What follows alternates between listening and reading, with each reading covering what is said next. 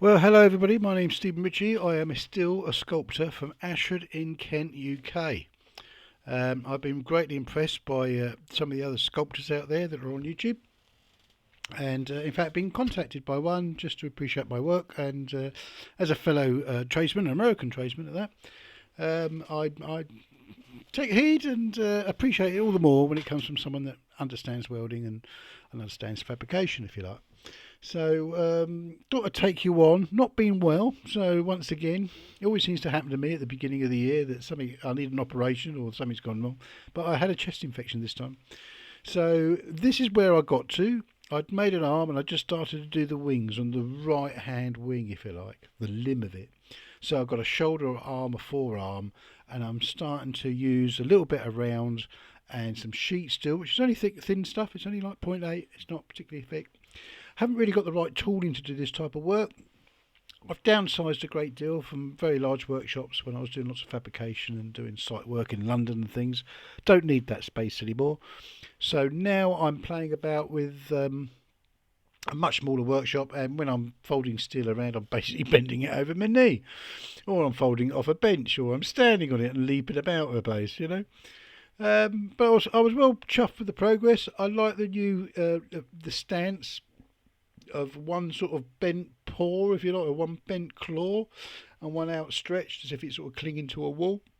And this week I started, like I say, filling in the wings and starting on the other arm.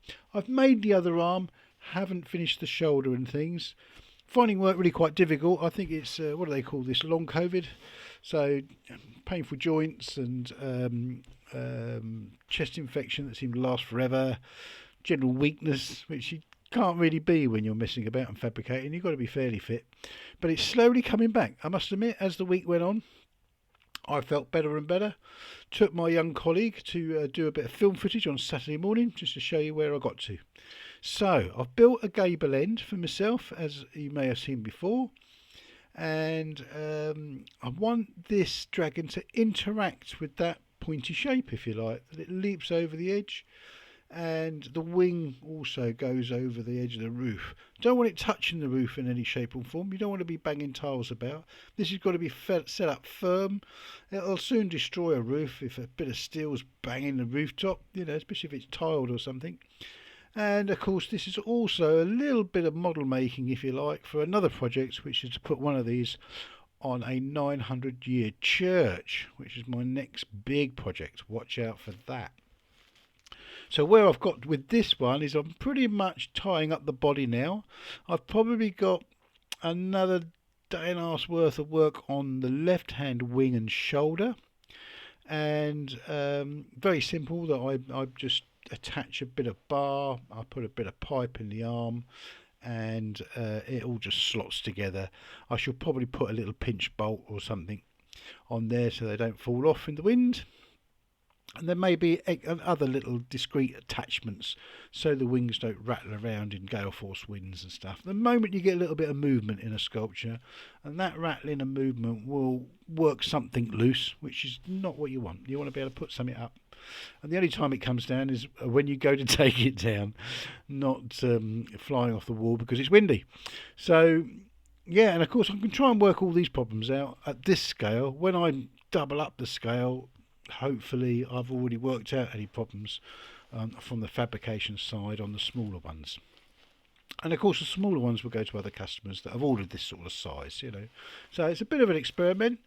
That's the sort of height and sort of gable end, if you can imagine that being the church. And you can imagine the dragon being twice the size, going up to that sort of height. You've got to get it right. And that's where I'm at the moment. And so really watch out for this space for doing the head. Looking forward to doing the head. I quite often do the heads first, and which is the most fun bit really, and then from then on it's just working out the body and the posing and all the rest of it. But with this one I've left the head to last. I'm really pleased with this body. I hope the head lives up to the rest of the body. Excuse me yawning, by the way. So yeah, I love the claws, I love the body, which has taken me a long time. I'm still going to do a little bit more on the body, in a much as like some sort of fins down the middle. Might do a little bit of scaling, not sure. But overall, pretty pleased. So what I do know that in the near future, I shall be